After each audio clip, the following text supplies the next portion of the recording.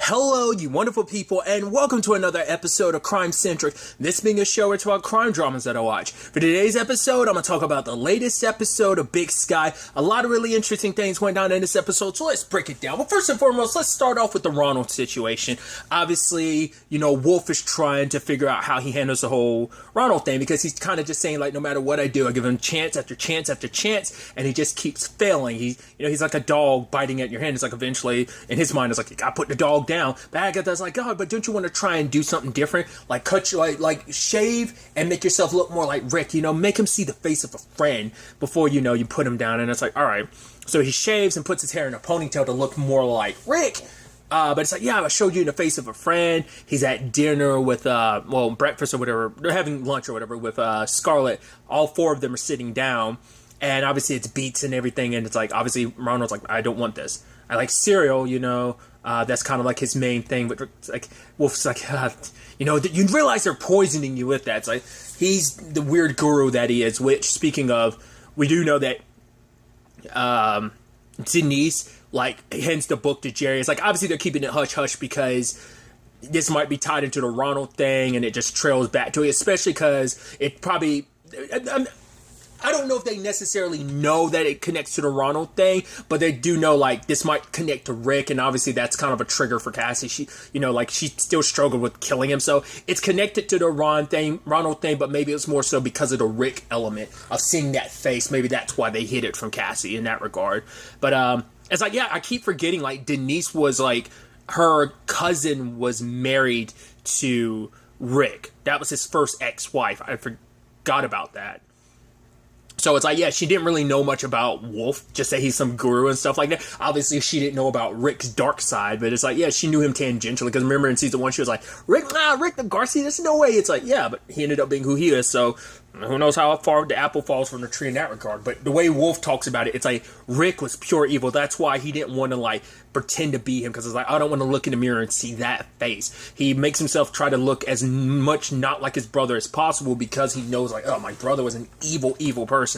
Which is so weird that, because I guess in his mind, he thinks, yeah, we're doing some shady stuff, but, because I was wondering whether or not he was connected to it. It's like, no, it seems like conversation-wise, based on the conversation between Scarlett and Ronald, that Wolf has nothing to do with what him and Rick were up to. That's why I was like, I mean, in the context of things, it did, come up about, how evil his brother is. So that's why I was like, how did you get here? They kind of skipped over that step, but it's like, at some point, while they were, because Scarlett doesn't want to get mixed up with the men, because it's like, right, Wolf told me all about the men that you and his brother Rick worked for, and it's like, I don't want to get near them, all that, which I find so interesting, considering, Scarlett's kind of, on that, but I think Wolf and Agatha have kind of broken her down, so a lot of that, evil spark that, kindled between her and Ronald, that darkness in each other, hers is kind of being lifted away, because Wolf and Agatha kind of broke her down already. So, because I was about to say, this is the same person that killed her baby daddy,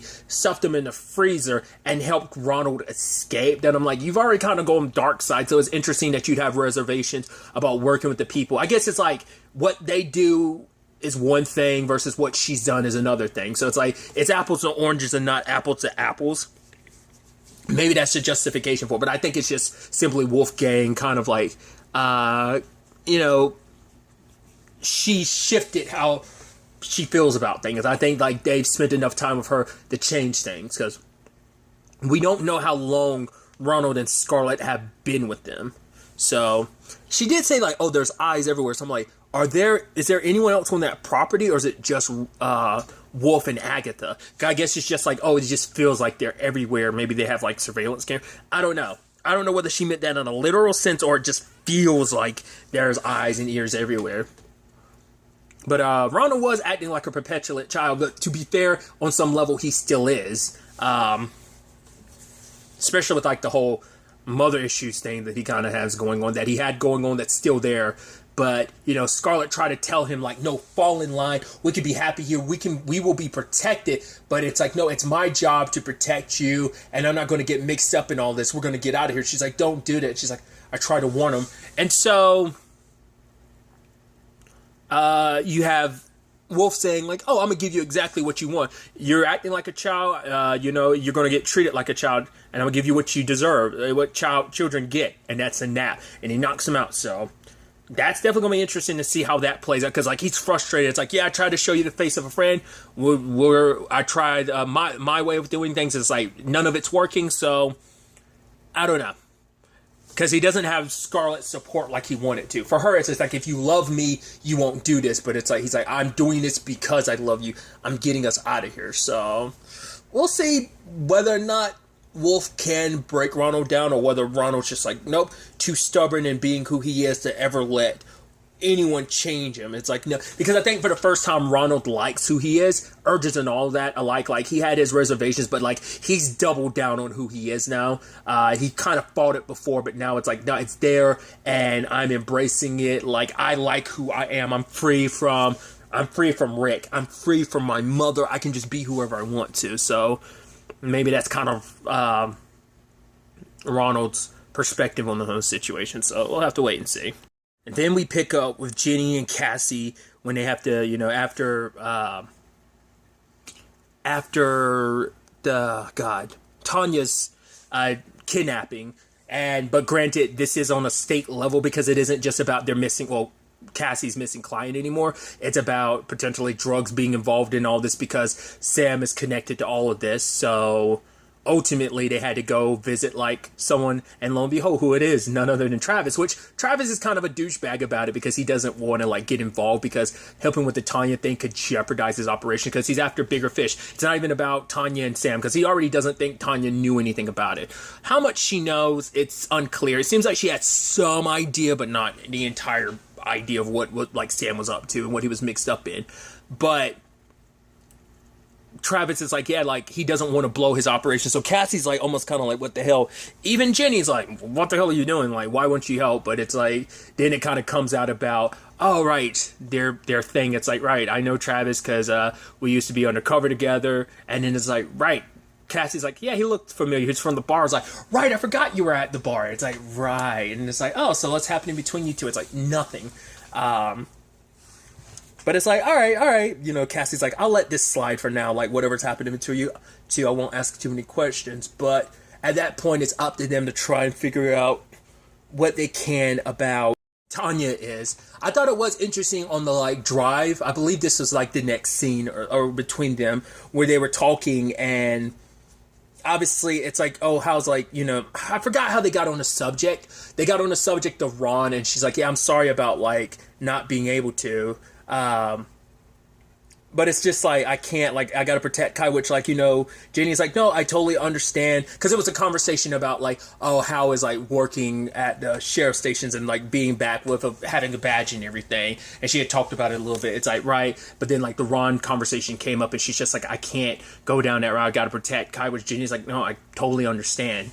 But for her, it's like, because she felt like she was probably letting Jenny down a little bit, because she's like, you literally took a bullet for me, and I can't even begin to thank you. Which Jenny, Jenny's kind of tearing up a little bit. It's like, come on, I punched you in the face. She's like, yeah, but I punched you back. So I think it's kind of like, I think Jenny was trying to say like, we're even, but it's like, not really, because I paid you back at that moment by punching you back. So, I still owe you one for like, taking that bullet for me. So, and, speaking of Tanya, her and I saw her name in the subtitle. I don't think they've said it out loud, but Janina's character's name is Ren, because we know she's got a brother named Jag, who she was talking to. Because it turns out, so I was wondering like whether she was the boss or like what her relation was in this whole business. Because we are dealing with a cartel, anytime there's drugs involved, I'm always like, feels like there might be a big operation. It don't seem like just a local big operation. It seemed like more likely there's going to be a cartel involved. It's like whether it's a Breaking Bad, whether it's an Ozark, to be fair, Good Girls never went down the cartel route. That was just kind of like a local gang type of thing. But that's a whole thing. But her dad, it's her operation, which is like, oh, that's interesting, knowing like, oh, it's a family business, interestingly enough. So everything she's doing is just, I guess, to prove to her dad, like, oh, I got this, because I guess she's trying to take over her family business at some point in time. I don't know if she's the type that ever really necessarily gets her hands dirty, because Dono hands her a gun like, you fix this or handle this or I will. So typically I guess he's the muscle that handles things, but because I was also wondering about their dynamic. It's just kind of like, well, she's the daughter of like the big boss, so it's like that kind of makes her my boss. So like whatever order she gives, whatever she says kind of goes. But the fact is that he was like, yeah, if I say the wrong thing, you're going to kill me. So I'm like, she must be a little like crazy as well, like, or at least she can be. Like maybe like all three of them, her dad, her brother, and herself, can probably be that way. I don't know. But I love that conversation she was having with Tanya, where Tanya was like, I'm just the waitress. She's like, no, don't do that. Don't like demean, don't belittle yourself. Like, we're women. Like, and I heard from a cop buddy of yours about how good you are. And then like Dono's like, yeah, but she forgot the coleslaw. It's like, ignore him. Once again, it's just like these quirky villains. I love it. I did like she showed up at the crime scene where like the two bodies were found. The ones that, the guy, what's his name, Ringo, that Sam put down. And then Sam who Deputy Harvey ended up putting down. But I love that like Rin showed up at the crime scene, and it was like she was talking to Bridger, and it was like, once again, just like these characters running into the villain and they didn't even know it. And she's like, oh, this is your first, like, you enjoy these dead body things or something? He's like, no. She's like, yeah, you never forget your first one. He's like, mine, I remember it was like hatchet. I was like, why are you, that's so weird that you walk up to this kid and start talking. Because I guess like she saw a little bit of herself. It's like, oh man, I was probably about your age, maybe even younger when I first saw my first dead body. So it's like, if you're here as a kid, you got some interest in it. It's like, why did you like open up to some kid about, even later on Bridger was like, yeah, this weird lady walked up to me talking about dead bodies, like a lot. It's like, it was weird, because at first I like the fact that she was talking like that made me go like, did she know something? It's just like, no, it's just her being an oddball weirdo. That's why I'm like, I think Ren might be a little crazy. Like I said, I think because of what Dono said, it does seem like there might be some like, nah, she's just quirky and also a weird psycho, maybe, to some extent. So, that was interesting.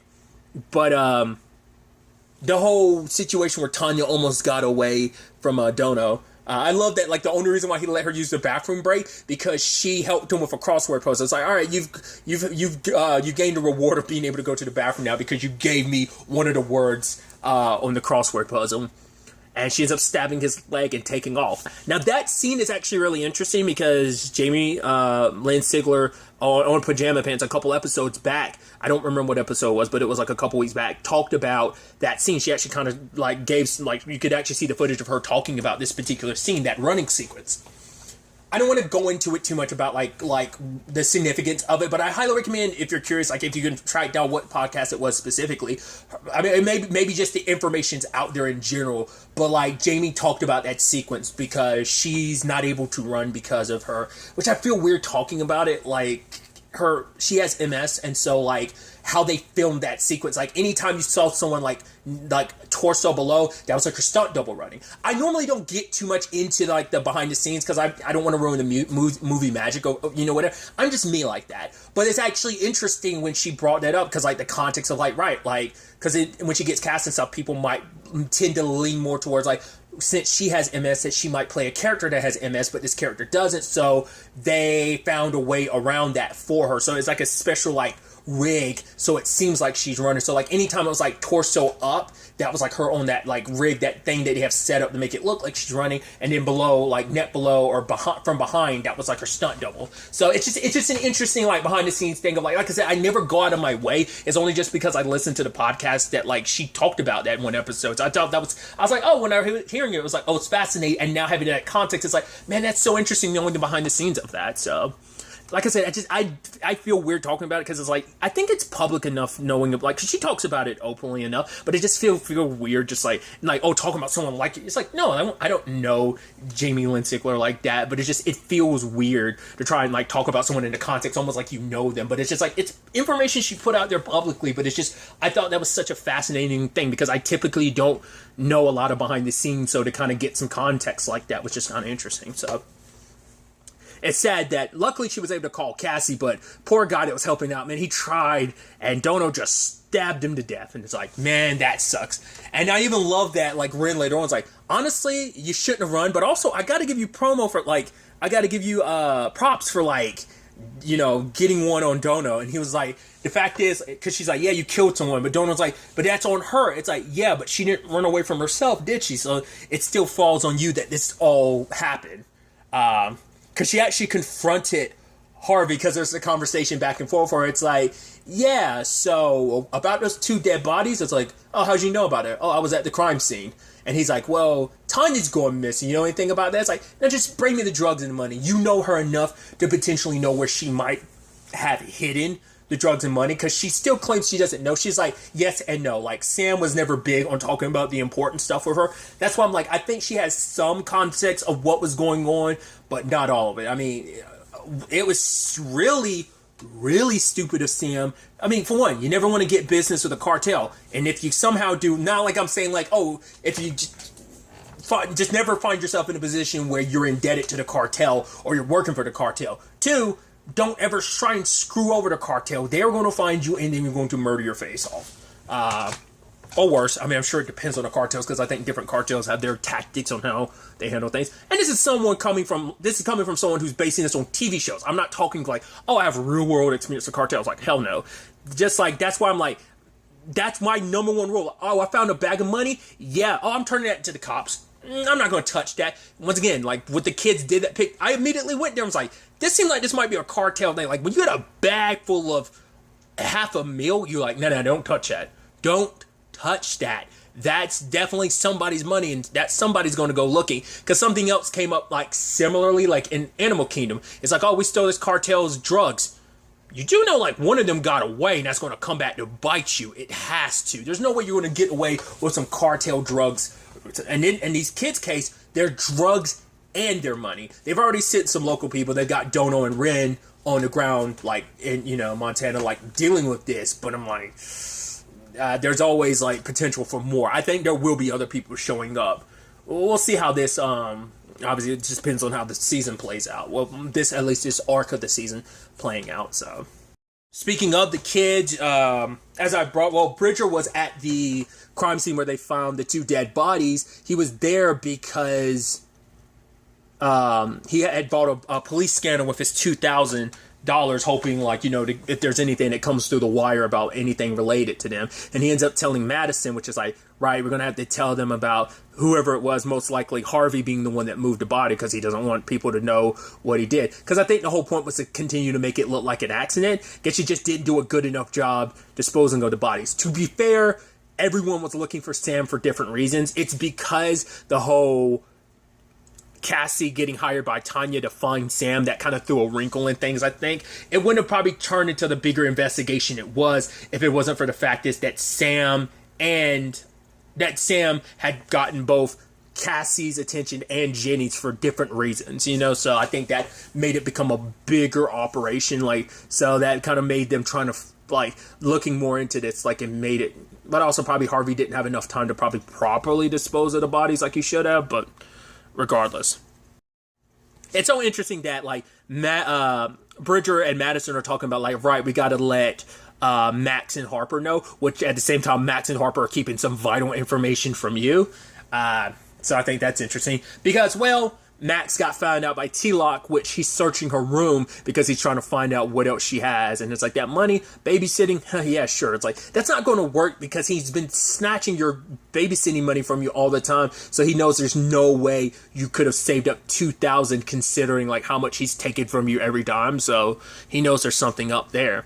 So he's trying to find the drugs, and Harper's still all about nah, we're going to sell it to this dude, Dylan, which you meet him and it's like, that's the dude you're going to try and get to sell? Oh, man, this is going to blow up in your faces. And even Max been we could still get rid of drugs. And Harper's like, no, it's good. And even later on, Max is like, so, do you like me or is it just the money? She's like, no, I care about the money, but also I care about you too. I'm like, I get it. I feel like you should have led. I mean, I don't know which one is more disingenuous, being like, I do care about the money, but I care about you too. Or would it have been better to be like, I care about you, but I also care about the money. I feel like that would have been a little more, I guess, mentioning you first is more disingenuous than mentioning you last. I don't know.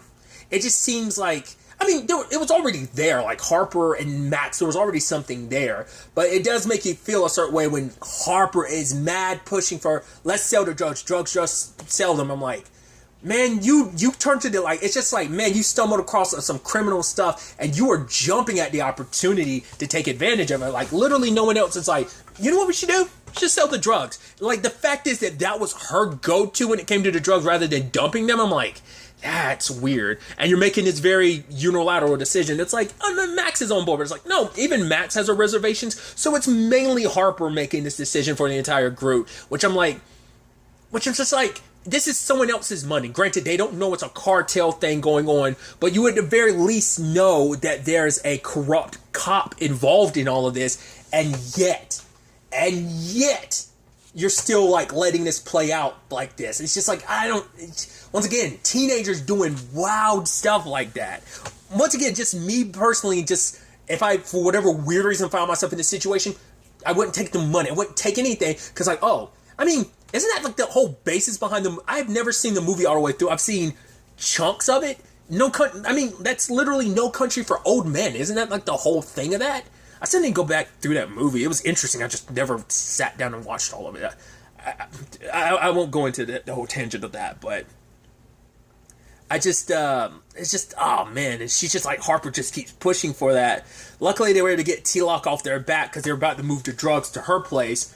And then, like, oh, let's make out to kind of, like, throw him off guard. So they move it to her place. But then it's like, oh, there's that dude that, Max is where, like, oh, maybe he knows. Because he says, like, oh, he saw us. And he's pulling up outside of Harper's place. He sees you going in there with some bags. And you're like, you're still going to chalk that up to being, like, nothing else to it. I'm like, obviously there's something here. I'm like, man, you guys are, to be fair, they're not criminal masterminds. They're stumbling and bumbling their way through this. So it's just, I think Bridger's the only one that's kind of like keeping a more like keeping an eye out to the situation. Granted, because of Bridger, they are about to be neck deep in some shit because ultimately Harvey ended up finding out.